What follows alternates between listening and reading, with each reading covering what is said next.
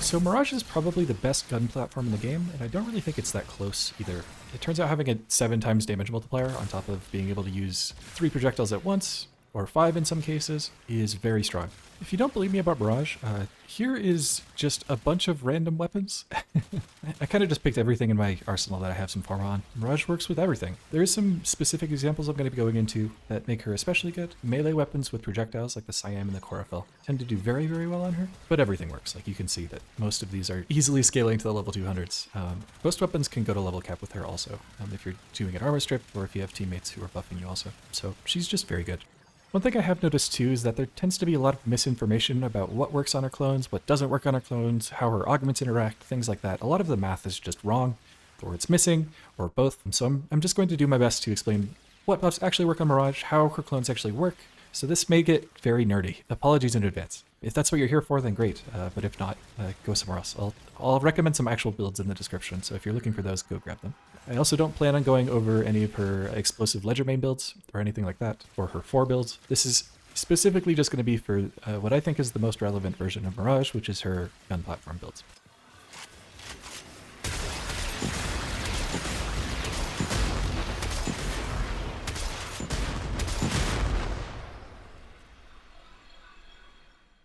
If you're looking for a build, this is what I would recommend for general use. Most important thing is that rolling guard and redirection should be swapped depending on if you're using the melee abuse build that I'm going to be showing off later. Redirection is what I use most of the time because it tends to do just fine at lower levels. If you're going for level cap though, I think this is better. For actual breakpoints, the only thing that matters is that pillage full strips at 400%. So if you want to go to that, you can. Without it, I believe it's like 320-ish if you have corrosive projection. And then there's also another breakpoint for Hall of Mirrors at 250%, which is where it will do crit and status chance the same or higher as your base crit and status. Okay, that should be all the boring stuff out of the way. Let's actually start talking about the clones. So for Hall of Mirrors, what it seems like it does is it summons 4 doppelgangers, and then if you do 100 damage with 1 bullet, your clones will shoot out a bullet that do 68.6 damage. And that is kind of true. First thing to know is that only the first 2, like the closest to the front 2 clones, actually fire. The back ones just pretend to fire. They just exist. That is true for anything that isn't a melee weapon. So if it's a melee weapon, then everybody attacks. If it's a ranged weapon, only the front 2 clones will attack. The second thing to know is that Hall of Malevolence, this augment right here, it looks like this would scale additively with the damage on here, but it actually doesn't. It actually scales multiplicatively. So what you'll be seeing is that you'll do 68.6 damage times 1.5 at max stacks of Hall of Malevolence. Hall of Malevolence only stacks up to 50% and it can't go any higher. So on top of this scaling that's mentioned actually in this tooltip, there is another hidden scaling. This isn't shown anywhere in the tips. As far as I know, it's not shown anywhere in the game.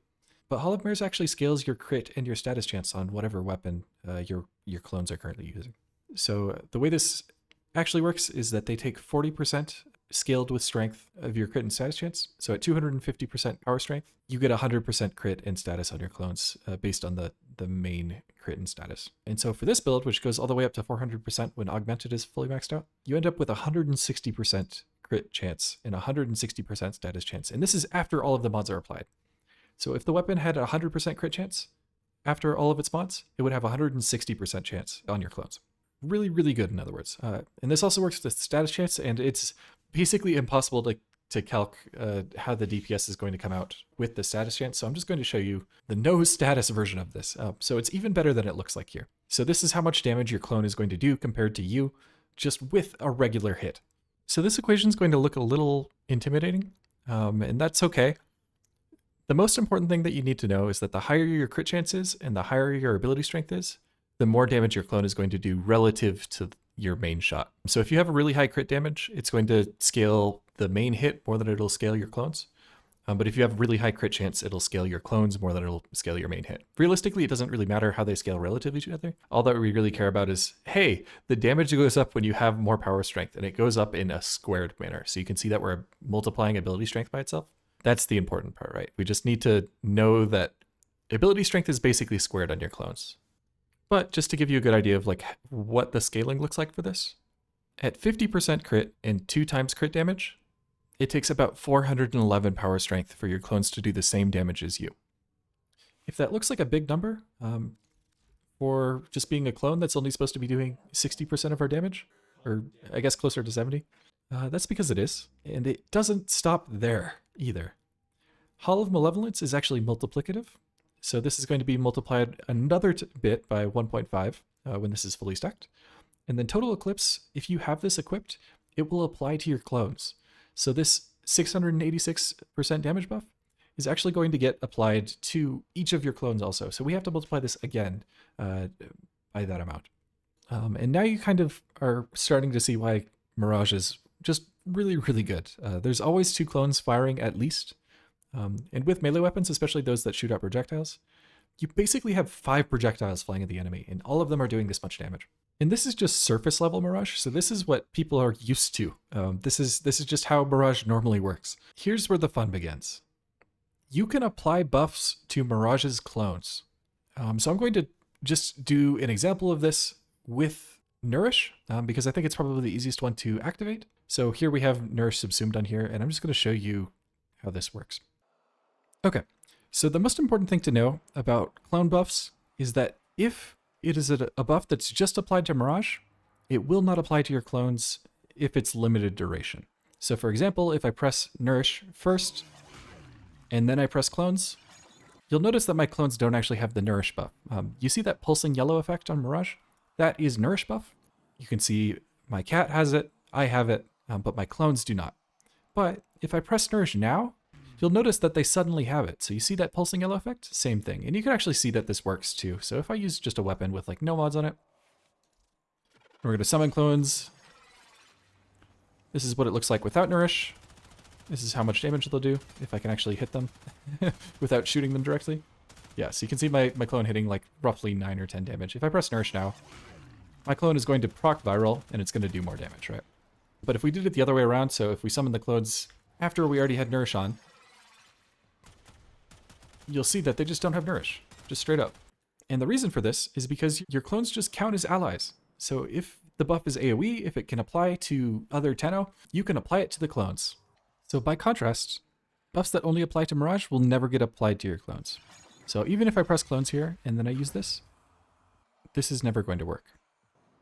And what you'll see is that if I walk up to this guy and I swing, you'll see one big red crit and then you'll see a bunch of yellow and orange crits from my clones. And the reason for that is because only Mirage herself is receiving the buff and nobody else. The other important part about this is that this only applies to things that don't affect animation speed or reload speed or things like that. So for example, I have Arcane Strike on here. Attack speed, because the animations of your characters always need to match up, if you buff your attack speed, so for example, if I come up here and I just crit some stuff to get some attack speed, you'll see that my clones actually speed up too. So attack speed, reload speed, always going to work on your clones. The other counterexample to this is actually infinite duration conditional buffs. There are 2 melee arcanes that do this, Melee Retaliation and Melee Dodi. These are just based on the current stats of your weapon, and so these actually do apply to clones. They actually use the clone's stats. So for in the case of Melee Retaliation, it'll use the clone's shield, which you normally can't see, but we can kind of estimate based on how Melee Retaliation works. And I'll kind of show that here in a bit. It's actually kind of interesting. The wiki up until I went and I updated it like this week also said that no arcanes work on Mirage's clones. And that's just not true. Anything that is a simple modifier like this will tend to work. The only real exceptions to this are, as far as I know, secondary fortifier does work, but it gives the overguard to your clones, which is pretty useless. So it'll do the extra damage to overguard, but it won't do any of the extra overguard from the clone hits. And then I can't really think of any primary arcanes that would work. It's also worth noting that, like, I haven't tested the ones that I don't have. So Encumber and Kinship, who knows? I would kind of assume that these wouldn't work because they're scripted effects, but it's very possible that maybe they do. All right, so we are in the sim now, and I'm going to show that Melee Retaliation does actually work on Hollow Mares. So you can see that our damage from Hollow Mares right now is 68.6. So what we should see on this Siam, first wave is going to do 500 damage because that's the base damage. So let's just make sure that that's the case first. So if I swing this should do 500 damage to that Butcher. Cool, 500 damage, sweet. Now if I put Melee Retaliation on, let's make sure it works on Mirage herself. This should be 1250 because we have 150 stacks. You can see it up there in the corner. Sweet, that's 1250. So if Melee Retaliation works on the clones, what we should see is that 1250 number that we got earlier applied to our clones, and then it should be multiplied by the 68.6% damage that our clones will do at a base. So what we should see is 857.5 or 858. See that 858? That is the right number. If you're wondering what that second attack is, I'm not actually pressing any buttons here. It's just the clones, for whatever reason, will send out a second attack with the Siam. Don't get it at all. Just is how it is. But you can see melee retaliation works. The other important thing to know here is that overshields will not affect your clones unless it's directly applied to your clones. So in this case, I basically just used pillage to strip this guy's armor, and it did give me some overshield. So we have 165% from melee retaliation right now. And what you'll see is that my clones still just do the 858 that we were showing before. So there's that 858 again. So my clones still have 150. That is because it's using their shields, and you could actually see this even better. If I kill this guy, let's just restrip his armor real quick. And I just swing immediately after summoning my clones. You can actually see it's doing 549 there. And what you'll see also is that over time, this number will scale up as the clones' shields regenerate until we get back to full shields on the clones. So they spawn with 0 shields and then they regenerate. So that's why overshields doesn't work, is because it's using the clone shields and because they regenerate from 0 when it starts. It doesn't spawn it with whatever you have. So if you're using a build that's going to abuse the Siam specifically, the most important thing to know here is that the clones don't scale with combo. So even though in like a normal heavy attack build, so here's like a dupe build that I was messing around with. I don't think this is actually the best build. What you should normally be using is like an influence build with a Riven that had like some sort of status that would combine with heat. So you could just put pure electric on this and then you'd have it unranked. So even though this is like a combo build, because the clones don't scale with combo at all, what you should be doing instead is just maxing out your crit, maxing out your crit damage, and then just maxing out base damage and elemental damage. So in this case, what I have here is this Riven. This Riven is what you should kind of expect for a build like this. Ideally, you would have a triple mod here instead. So you'd have like crit damage, crit chance, elemental damage, or crit damage, crit chance, and melee damage, one of the two. And then we basically just max out all of the stats that we know is going to scale with the clones. Melee retaliation works on the clones, so we're using that. Dodie also works, but it wouldn't work on this because look at the puncture, it's pretty bad. The distribution for puncture is just not that good in the first place, so it just tends to do better with retaliation. So we're going to be doing that. If you're wondering why we're running condition overload on here, it's because the waves for the Siam are actually multiplicative with condition overload. So the base damage from killing blow and melee retaliation here will actually multiply with condition overload, and that's true on the clones also.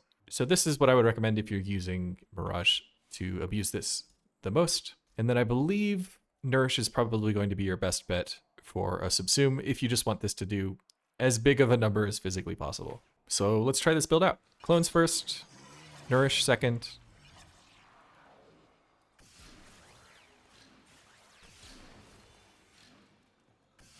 So this is without priming. We are hitting 3 million damage without priming. So let me show this with priming, because we are running a build with multiplicative condition overload here.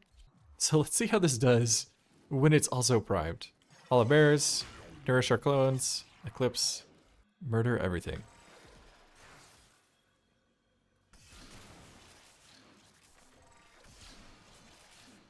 $8 million damage on non-armor stripped targets seems pretty good.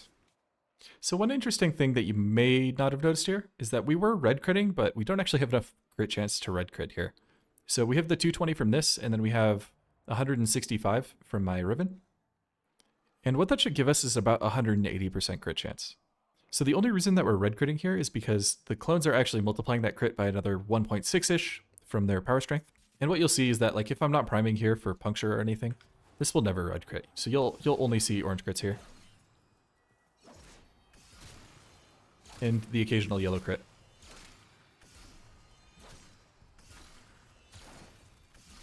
So the only reason that this red crits at all is because the clones themselves are red critting, right? And so as long as you have a primer for this, and you're using all of your buffs, this build just ends up doing a truckload of damage. 24 million. Pretty good. This isn't the only weapon that can abuse this either. So if you have the Chlorophyll, this is the other one that I like to use with this. I have another Mirage-specific build, same idea. This is the Riven for it. But same general idea, right? So we're just maximizing crit chance. We're using... So this is another multiplicative condition overload weapon. So the projectiles for my heavy attack will apply multiplicatively with this. And we have Killing Blow and Melee Retaliation on here because they're the only ones that work with the clones. And so if we do the same thing, this just ends up doing a whole ton of damage. I'm only orange critting here because I don't have a crit Riven, but same idea. Okay, I think that's mostly it. Thanks for watching. this wasn't really a guide. I don't really believe in full guides for a lot of frames. I don't think I'm the best at this game. I just think I'm good at math. So thank you guys for watching. Shout out to Jarbird for giving me the forma. I liked it. I really do appreciate you. If people do want to send me formas so that I can test more stuff or work on more weapons, or if people are interested in seeing me forma something, they want to send me forma to request a video, that is totally an option. I'm the biggest sellout, so feel free. It may be a couple of weeks before I do my next video. I promised some friends I'd go get my Infernal Cape, so I have to go play RuneScape for a bit. But thank you for watching anyways. I'll be back with some other shit at some point.